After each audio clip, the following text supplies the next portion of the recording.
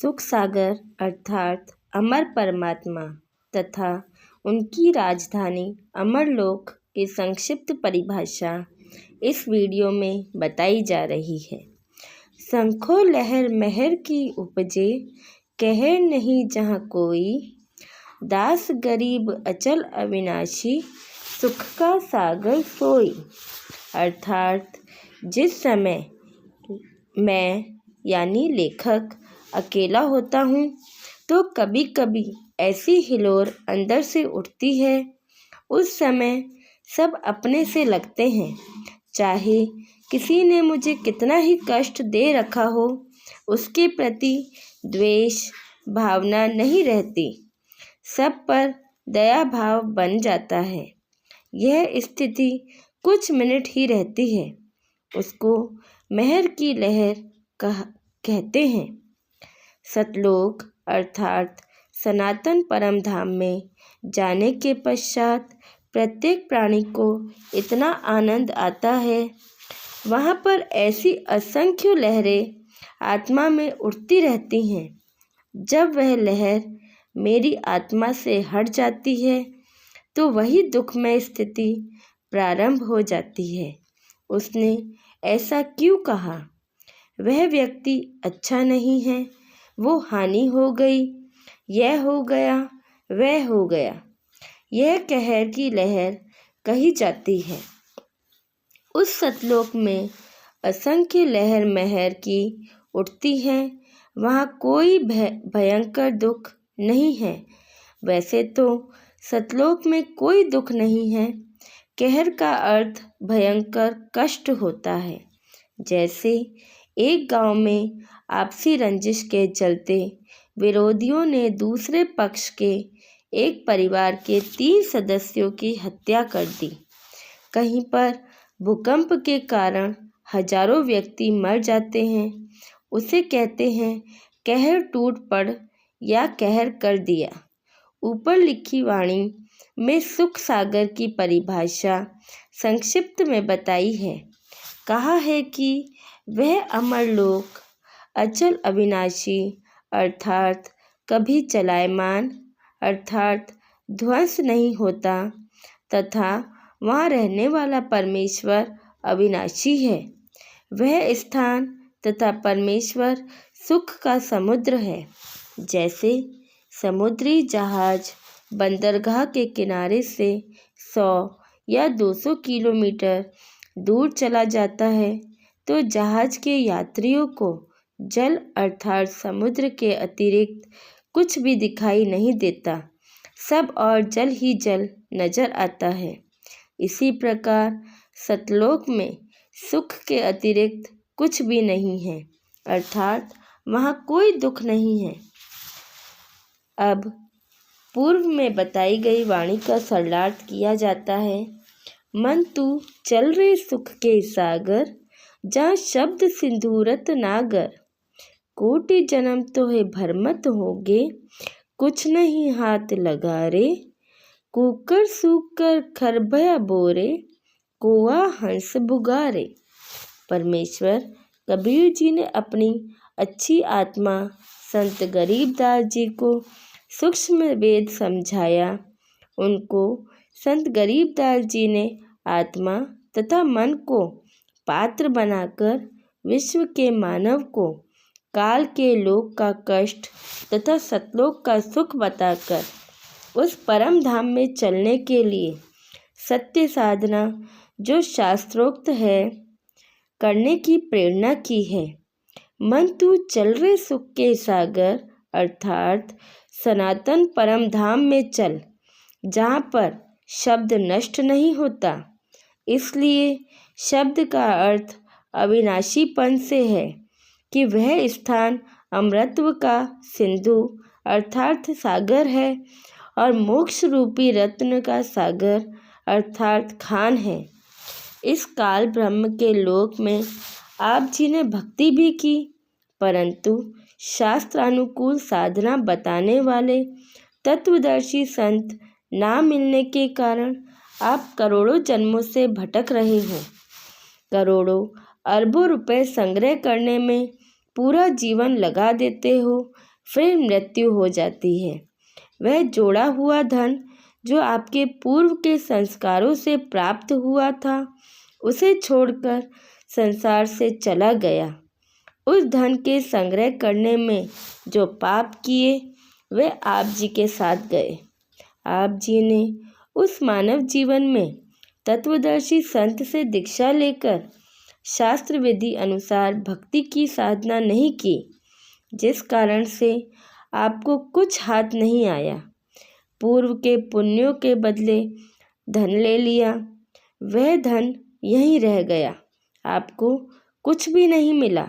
आपको मिले धन संग्रह तथा भक्ति शास्त्रानुकूल न करने के पाप, जिसके कारण आप कुत्ता, गधा, सुअर, कोई पक्षी या एक पक्षी जो केवल सरोवर में मोती खाता है या बगुला पक्षी आदि आदि की योनियों को प्राप्त करके कष्ट उठाया।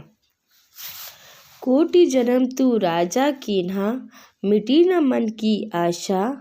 भिक्षुक होकर दर दर हांड्या, मिला न निर्गुण रासा।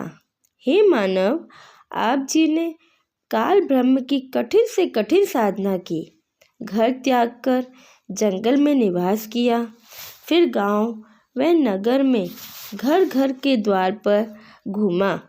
भिक्षा प्राप्ति के लिए जंगल में साधनार्थ साधक निकट के गांव या शहर में जाता है। एक घर से भिक्षा पूरी नहीं मिलती तो अन्य घरों से भोजन लेकर जंगल में चला जाता है। कभी कभी तो साधक एक दिन भिक्षा मांगकर लाते हैं, उसी से 2-3 दिन निर्वाह करते हैं।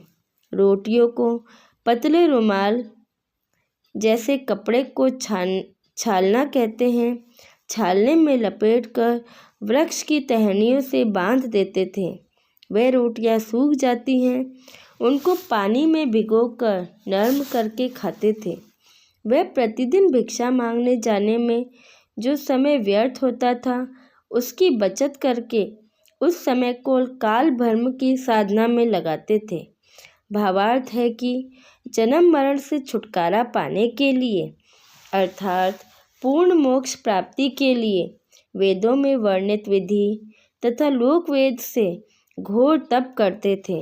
उनको तत्वदर्शी संत न मिलने के कारण निर्गुण रासा अर्थात गुप्त ज्ञान, जिसे तत्व ज्ञान कहते हैं, वह नहीं मिला, क्योंकि यजुर्वेद में तथा चारों वेदों का सारांश रूप श्रीमद् भगवद गीता में कहा गया है कि जो यज्ञों अर्थात धार्मिक अनुष्ठानों का विस्तृत ज्ञान स्वयं सच्चिदानंद घन ब्रह्म अर्थात परम अक्षर ब्रह्म अपने मुख कमल से बोलकर सुनाता है, वह तत्व ज्ञान अर्थात सूक्ष्म वेद है। गीता ज्ञान दाता ब्रह्म ने कहा है कि उस तत्व ज्ञान को तू तत्व ज्ञानियों के पास जाकर समझ। उनको दंडवत प्रणाम करने से, नम्रता पूर्वक प्रश्न करने से वह परमात्म तत्व को भली भांति जानने वाले तत्वदर्शी संत तुझे तत्व ज्ञान का उपदेश करेंगे। इससे सिद्ध हुआ कि तत्व ज्ञान न वेदों में है और न ही गीता शास्त्र में। यदि होता तो एक अध्याय और बोल देता, कह देता कि तत्व ज्ञान उस अध्याय में पढ़ें। संत गरीबदास जी ने मन के बहाने मानव शरीरधारी प्राणियों को समझाया है कि वह निर्गुण रासा अर्थात तत्व ज्ञान न मिलने के कारण काल ब्रह्म की साधना करके आप जी करोड़ों जन्मों में राजा बने, फिर भी मन की इच्छा समाप्त नहीं हुई, क्योंकि राजा सोचता है कि स्वर्ग में सुख है, यहाँ राज में कोई सुख चैन नहीं है, शांति नहीं है। निर्गुण का अर्थ है कि वह वस्तु तो है परंतु उसका लाभ नहीं मिल रहा। वृक्ष के बीज में फल तथा वृक्ष निर्गुण रूप में है। उस बीज को मिट्टी में बीजकर सिंचाई करके वह सरगुण वस्तु प्राप्त की जाती है।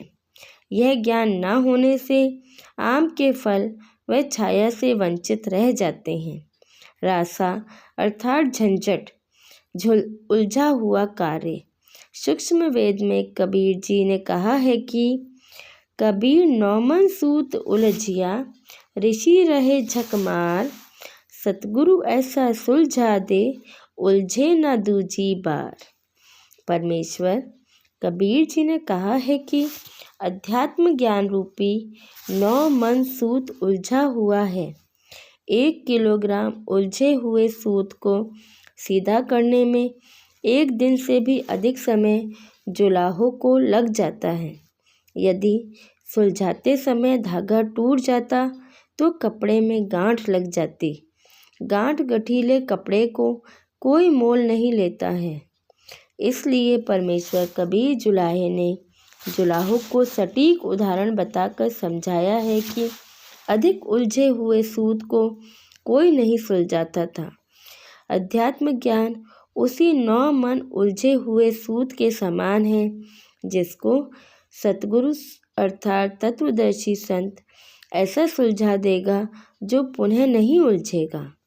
बिना सुलझे अध्यात्म ज्ञान के आधार से अर्थात लोकवेद के अनुसार साधना करके स्वर्ग नरक 84 लाख प्रकार के प्राणियों के जीवन, पृथ्वी पर किसी टुकड़े का राज्य, स्वर्ग का राज्य प्राप्त किया, पुनः फिर जन्म मरण के चक्र में गिरकर कष्ट पर कष्ट उठाया, परंतु काल ब्रह्म की वेदों में वर्णित विधि अनुसार साधना करने से वह परम शांति तथा सनातन परम धाम प्राप्त नहीं हुआ जो गीता में कहा है, और ना ही परमेश्वर का वह परम पद प्राप्त हुआ जहाँ जाने के पश्चात साधक लौटकर संसार में कभी नहीं आते, जो गीता में कहा है।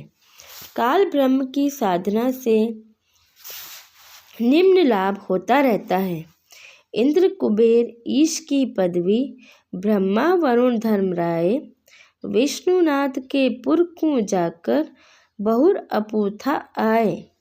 काल ब्रह्म की साधना करके साधक इंद्र का पद भी प्राप्त करता है। इंद्र स्वर्ग के राजा का पद है। इसको देवराज अर्थात देवताओं का राजा तथा सुरपति भी कहते हैं। यह सिंचाई विभाग अर्थात वर्षा मंत्रालय भी अपने अधीन रखता है। इंद्र की पदवी कैसे प्राप्त होती है? इसका जवाब है कि अधिक तप करने से तथा 100 मन गाय या भैंस के घी का प्रयोग करके धर्म यज्ञ करने से एक धर्म यज्ञ संपन्न होती है। ऐसी 100 धर्म यज्ञ निर्विघ्न करने से इंद्र की पदवी साधक प्राप्त करता है। तप या यज्ञ के दौरान यज्ञ या तप की मर्यादा भंग हो जाती है तो नए सिरे से यज्ञ तथा तप करना पड़ता है। इस प्रकार इंद्र की पदवी प्राप्त होती है। इंद्र का शासनकाल कितना है? मृत्यु उपरांत इंद्र के पद को छोड़कर प्राणी किस योनि को प्राप्त करता है? इंद्र स्वर्ग के राजा के पद पर 72 चौकड़ी अर्थात 72 चतुर्युग तक बना रहता है। एक चतुर्युग में सतयुग, त्रेता युग, द्वापर युग तथा कलयुग का समय होता है। जो इंद्र के पद को भोगकर वह प्राणी गधे का जीवन प्राप्त करता है। धन्यवाद।